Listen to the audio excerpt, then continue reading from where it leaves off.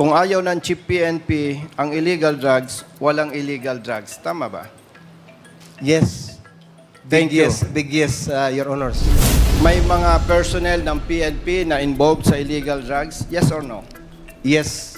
And may PNP personnel na involved sa illegal gamblings? Yes or no? Yes. Na involved na PNP personnel sa kidnappings? Yes, Your Honor. Mga PNP personnel na nasasangkot sa killings or EJK? Yes, or no? Yes, Your How Honor. about robbery hold-up?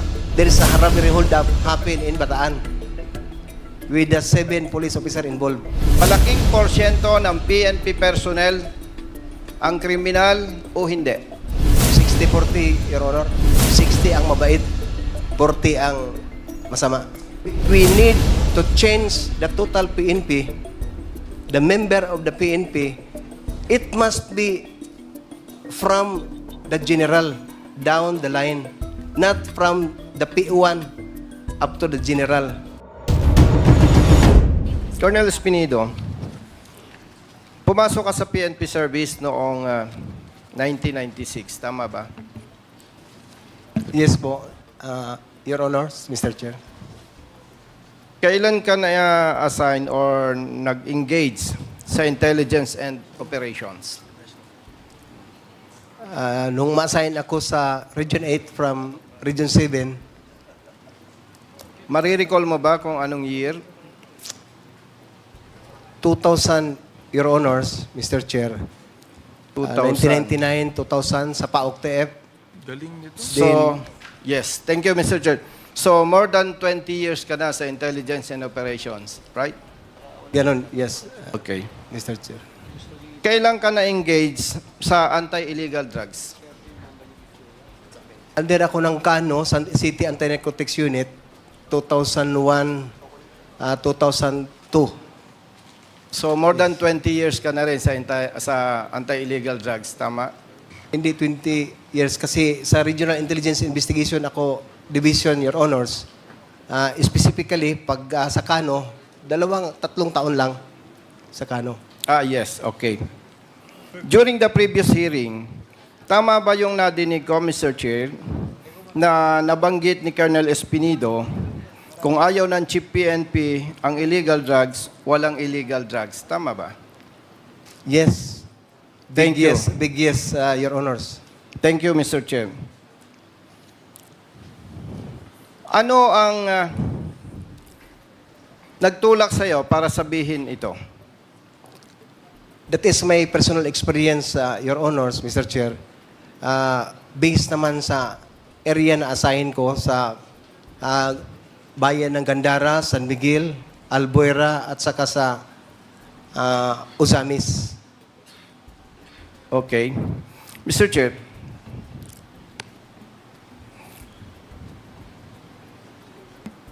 naniniwala ka ba na alam ito ng maraming PNP personnel? Pero ikaw lamang ang naglakas loob na expose ito? Mayroon nakaalam, mostly, Your Honors, mga classmate ko. At saka sa Region 8, alam nila na yun mga nangyari sa akin, Your Honors. Kung nabanggit mo yan, na kung ayaw ng Chief PNP ang illegal drugs, walang illegal drugs, pwede rin ba nating sabihin na kung ayaw ng Chief PNP ang illegal gamblings, kasama ang illegal pogos, walang illegal na ganito? Yes, Your Honors. Thank you, Mr. Chair. Referring to your affidavit, paragraph 34, page 6, nabanggit po ninyo na from my experience, I can say that the PNP is the biggest crime group in this country. Tama ba, Mr. Chair? Yes, Your Honors, but I made repeatedly explain and expound the last Quad Committee hearing, Your Honors. Yes. Ano ang nagtulak sa'yo para sabihin to? Your Honors, I have supposedly reply for the controversial issue last hearing, but that is your question. I'm not yet read my reply, Your Honors. But to tell you, I can say that because of also my experience. Yes, And- thank you, Mr. Chair. Colonel Espinido, Mr. Chair,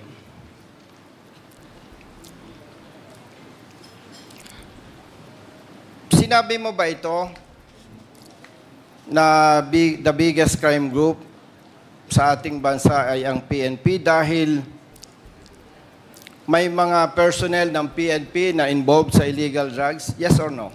Yes. Mr. Sinabi Chair. mo rin ba ito, Mr. Chair?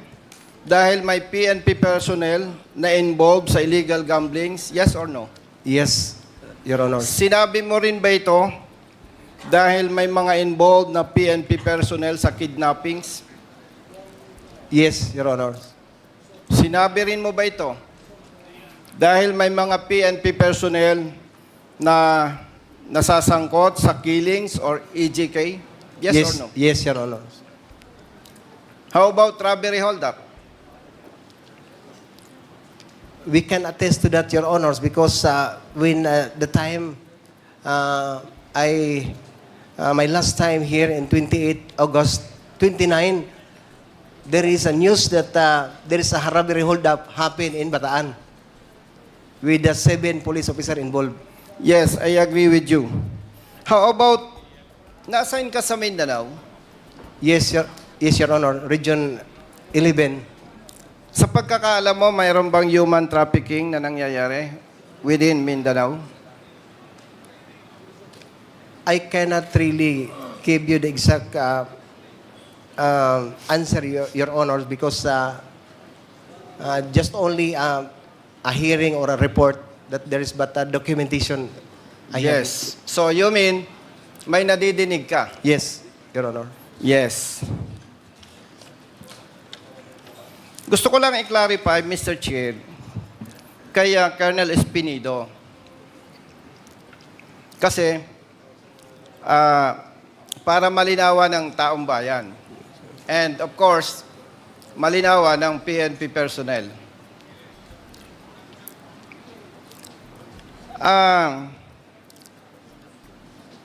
Kung pagbabasihan ko yung ating conversation, this hearing, tama bang sabihin na may mga personnel sa PNP na kriminal? Yes. Yes, Your Honor. Okay.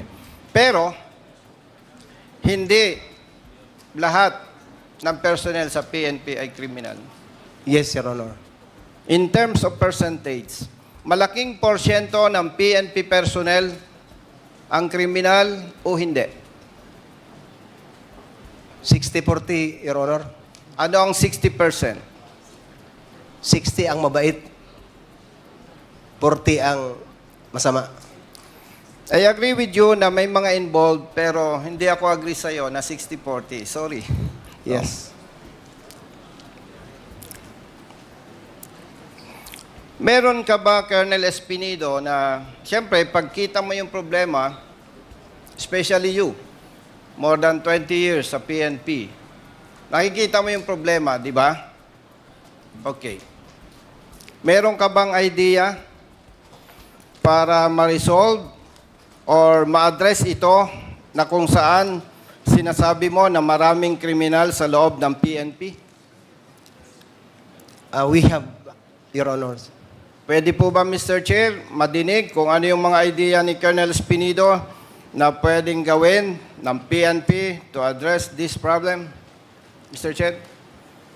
Your Honor, number 1, we must stick to the core values of the PNP. Dapat ang pulis. It refers to 4 aims. Makadiyos, God-fearing, makakalikasan, makatao at makabansa. Remember, Your Honors, when I applied for police or public basic recruit course as a PO1, sa pag-umpisa pa lang sa training, turuan ka na ng enlisted instructor mo na mag-utang. Tinawag na issuematic. hanggang matapos ka sa pag-training mo, utang, loan, utang. Tinuruan ka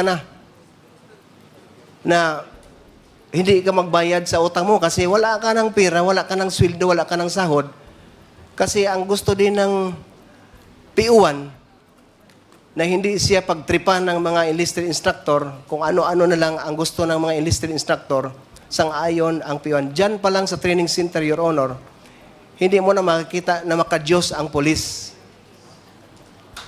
Pangalawa, dapat masali sa subject ng PPEC. Yung talagang prinsipyo na may Panginoon.